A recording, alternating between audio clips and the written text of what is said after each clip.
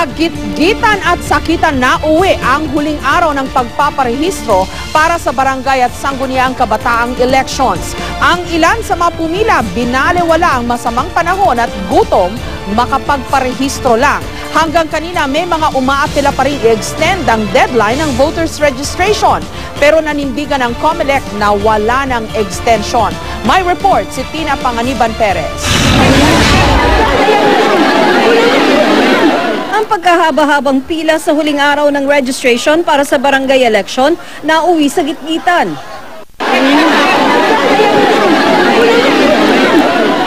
Atensyon sa pagitan ng mga nagpaparehistro at otoridad.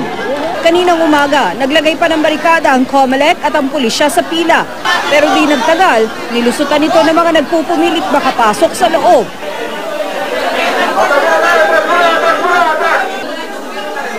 Nang makapasok ang ilan sa entrance ng gusali ng COMELEC sa Maynila, nagkagulo pa rin sa hagdan. Kaya kinandado muna ang gate. Dahil sa sikip ng pila at pabago-bagong panahon, hinimatay ang ilan. Meron ding napilayan. Butit may first aid station sa loob at labas ng COMELEC. Ilang araw na nga po akong balik-balik. Sa kagustuhan mo lang magparehistro. Naiyak nga po ako. Bakit nangyari yung ganito? Bandang hapon, hindi na naiwasang manakit ng ilan matapos magparehistro.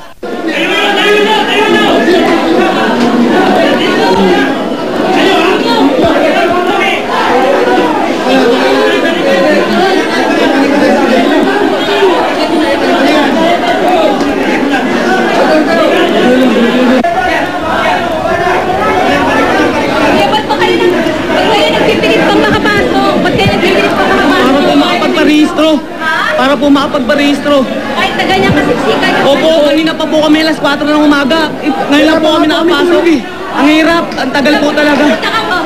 Ang 4 na taon na po ako gusto yung 4 na bisis na ako pumipila dito. Hindi talaga ako makaano eh. Kailangan pa talaga mahingon ako ID.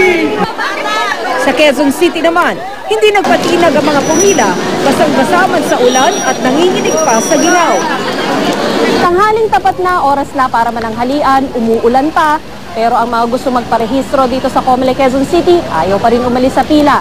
Ito na kasi ang huling pagkakataon nila para makapagparehistro para sa barangay SK election sa Oktubre. May ilang sa pila na kumain. 4 AM pa kami. 4 AM pa?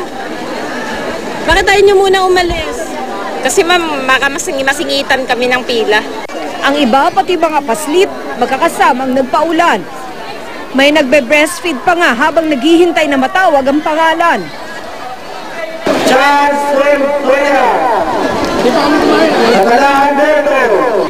Mother, bakit dala mo yung mga anak mo na uulanan? Bakit? Wala po silang kasama sa bahay. Naglagay ang COMELEC ng courtesy lane para sa mga senior citizen at mga heavily pregnant women para hindi na sila mahirapang pumila sa voter registration. Pero ang mga katulad nila, ilang oras pa rin naghihintay sa likod ng rehas. 5 araw na lang, inaasahang manganganak na ang buntis na ito. Ipinaalam namin ang kanyang sitwasyon sa COMELEC at nakapasok lang siya ng sunduin ng election officer. Noon pa man, alam na rin ng COMELEC na may mga hakot ang barangay para magparehistro. 30-30 lang naman po yung pinakamarami naming hakot ngayon.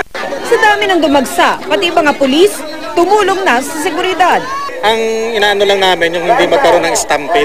Sir, overall assessment sa peace and order, kumusta? So parang okay naman.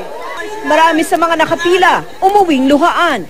Merong limitasyon din kung ilan ang kaya nating maproseso. Dahil din sa makina niya. Dahil sa makina, dahil sa tao.